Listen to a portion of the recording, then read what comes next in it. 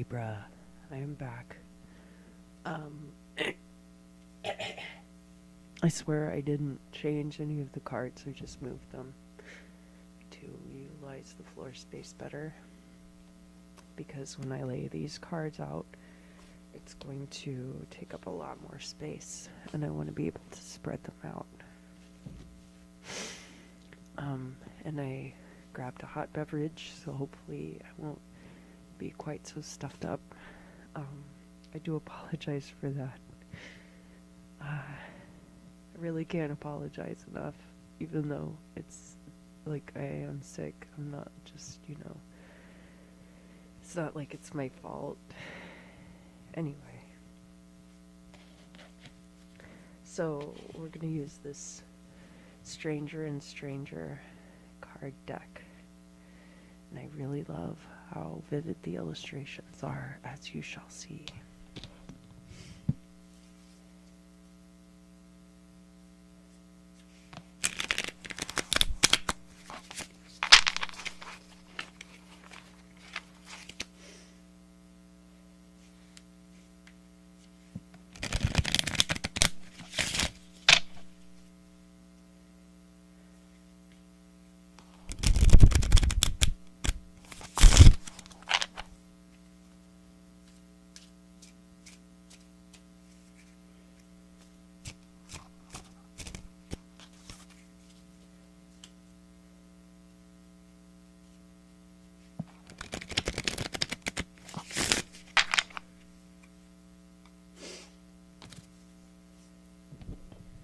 The thing I possibly hate the most about wearing a mask while I do these is that the microphone rubs on it in unpredictable ways and makes all these scratchy noises. So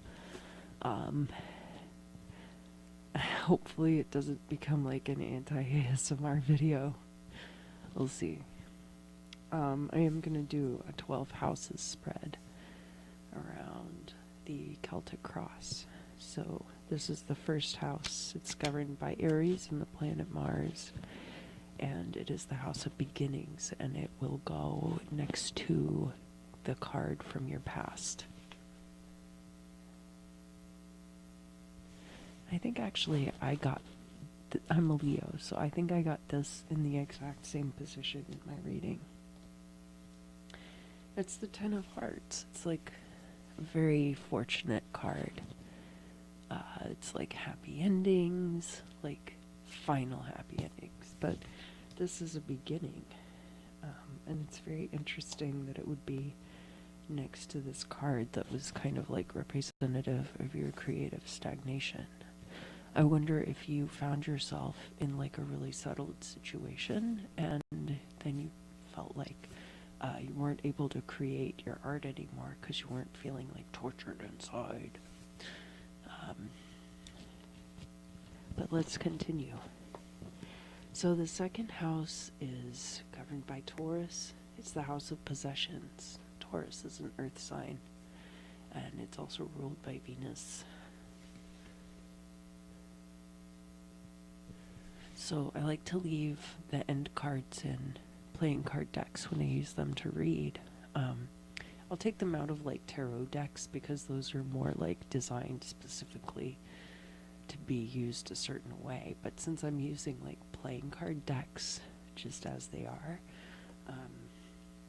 I'll leave the end cards in. So what this is it's all about designed by Stranger and Stranger in collaboration with Dan and Dave. Stranger and Stranger award-winning packaging design and branding company, and then Dan and Dave are renowned magicians and pioneers of cardistry.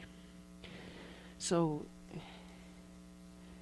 it's like a lot of really well-appointed credentials, which I'm sure you have. I think that your art does come with like a lot of extra like credentials attached. Maybe you even have like a PhD or something. That's, that's part of it too. And in a way, education is a possession. Um, and all the awards and accolades, those are a different kind of possession. It doesn't make it less valid. I'm not saying that at all. Um, but it looks like you have a lot of that. So you can't have gotten those for no reason. Um, the third house is the house of communication. It is governed by Mercury and by the sign of Gemini. And the Seven of Diamonds is like the star card. And it's very much to do with like, here they have it set up almost like a solfeggio scale would be, or a clock, but really like more to do with just star energy, astral energy, like being able to just reach out and grab a star and put it in your pocket. So I'm sure that when you're communicating with people, you're able to just like conjure that out of them, that star energy.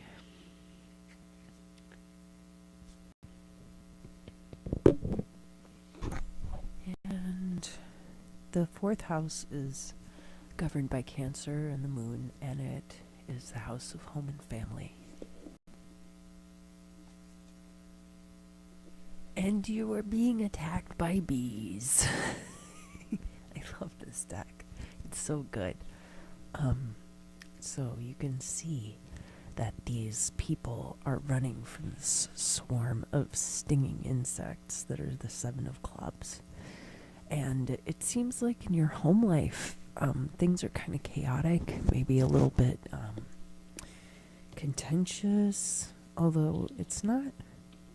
I mean, they're not fighting with each other. They're all running together. So maybe things are just really chaotic. But they're all together. You've got the little kid here and the man and the woman. I can only assume that they're all like part of a family. Maybe they went on a picnic and they left their food uncovered too long, and it attracted these gigantic swarm of stinging insects. And so things are starting to line up now, like these cards. Yeah, what does that mean? Generosity in verse. And this. Maybe you're sacrificing yourself too much to these stinging insects. The fifth house is the house governed by Leo and the sun, and it represents your creativity and your passions, which is what it seems is a big focus of this particular reading. Oh yeah, this is one of the jokers. The other one's really creepy too. But you can see this guy is like a hyena. And he's got blood dripping off of his fangs. I think you're really hungry. You don't... Even though you it seems like you have some level of commercial success here. And that you are able to make money this way, but you're still really hungry. So, like you can use that. I know that there's a certain aspect of being settled that causes you to kind of be complacent, but I don't think that your art has to always come from a place of like suffering. It can come from a place of hunger without coming from a place of suffering. And the sixth house is the house of Virgo, and it relates to your daily life and health. And that house is also governed by Mercury.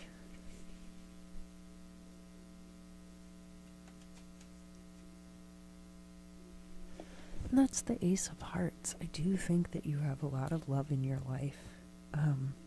Even though, like I said, even though these people are being attacked by bees, they're being attacked together. And I think that you do have, you know, genuine love in your life. Um, and that it seems like it's kind of separate too from, and like there are some people who have relationships with people who do things that they do. And then there are some people who have relationships with people who do completely different stuff than they do. And I kind of get the sense that whatever your partnership is in your love life, it is not related to your creative world. That could be not the case, but I don't really sense like that the rivalry is about that. And you know, like this is just kind of separate. It just seems like your love life is separate from your creative life, which could be good, especially if you're having bouts of stagnation in your creative life. You know, you don't want that to spill over into everything else.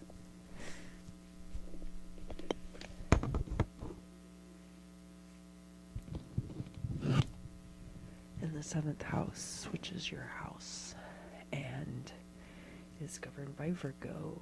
No, it's governed by Venus. I'm so sorry. I'm so sick. It just makes it hard for me to like keep my train of thought on the tracks. But it's the house of marriage and partnerships.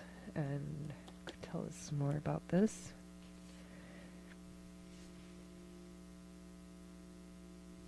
I really love this card for marriage and partnerships, because look at that.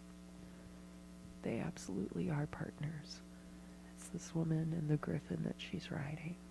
They have this wonderful relationship.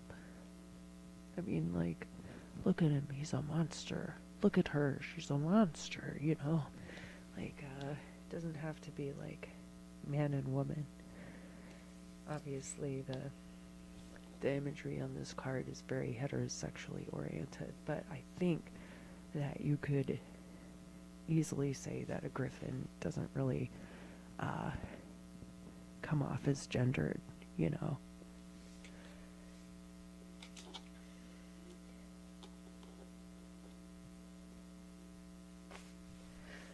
And that card is over here by your work life.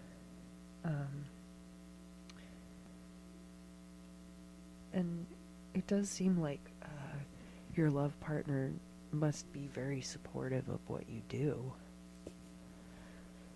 8th house is sex, death, and other people's money. And that is governed by Scorpio and the planet Pluto.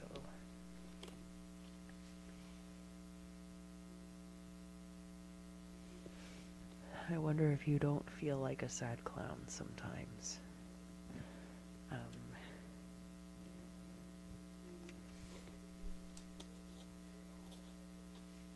Probably more when it comes to other people's money, because right here we've got like a lot of these intersecting factors. And I mean, you do have like, we've already established that your partnership is pretty strong, although maybe your sex life isn't what you would want it to be. But, you know, that's something that you could work on anytime you want. And that's really not for me to say. That's not really coming up in this reading, other than just that in the 8th house you've got, you know, like this sad mime. And the 9th house is travel, it's higher education, and it is governed by Jupiter and Sagittarius. And I'm very interested to see what this card is, because we've already established that you probably do have a lot of higher education credentials. So let's see.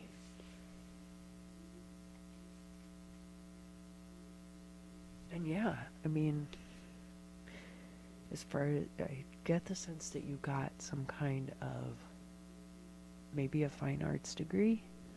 You've got this is the other end card.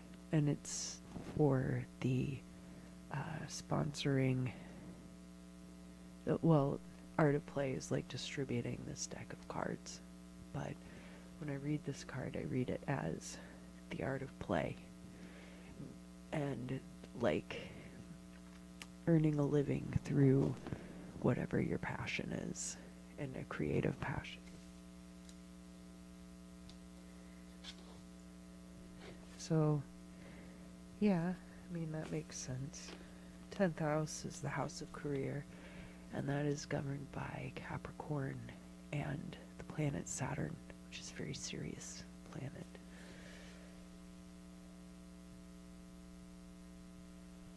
And so here in LA, we have JPL and SpaceX and some other firms that are involved in the rocket industry, aerospace, however you would like to call it. And I always think of that immediately when I see this card. But I also think of this card as like a card of travel. It is the 10 of diamonds. This is the 10th house. It's career. Maybe the place in which you've been creative up until this point isn't your destination. Like, maybe you're a highly skilled, highly trained painter, and you take like a course in AutoCAD one weekend at your community college, and you end up really figuring out that you would like to design spacecraft.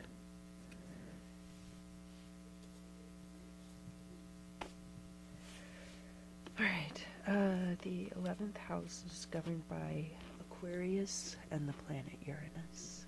Aquarius is an air sign, but it's very tinged with water. And that is the house of hopes and wishes.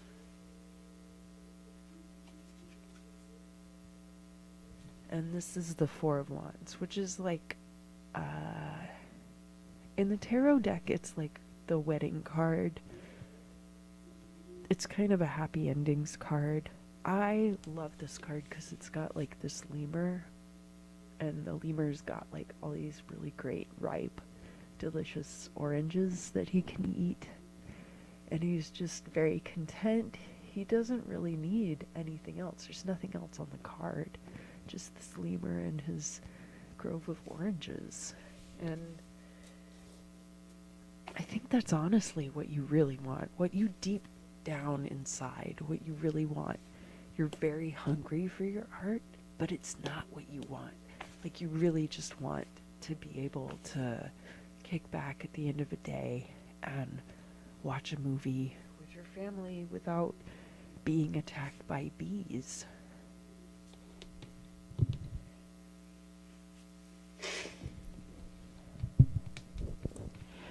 And this is the last card.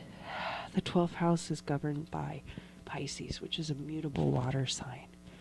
And I think that really is an excellent way to describe the future as being just so fluid and so unpredictable that anything could happen.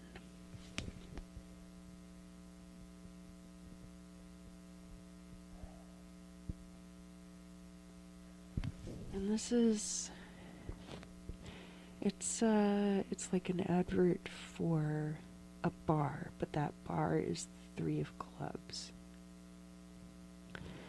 Maybe they got a band there that plays on the weekends, and established 2012, so it's been around for, like 6 years, 7 years now. 3 of clubs is kind of like if you're sitting on the shore, looking off into the distance. And yet again, Libra, we get one of those cliffhanger cards. It's your final card. That's so frustrating for you. I don't understand. I don't understand. Yeah. It's like the denouement where Lebowski sits down at the bar next to Sam Elliott's cowboy, and and like Sam Elliott goes off on that whole spiel about what makes a man and what makes the dude the dude. It really doesn't. On the one hand, it has a lot of bearing on the story, and on the other hand, it just really doesn't say a lot about your 2019 at all. But that's your ending. And this is the part where the tumbleweed drifts by. Yeah. Have a great 2019. I'll be back in February with more readings. Thank you, Libra, for letting me talk to you about the future. And I'll see you again soon.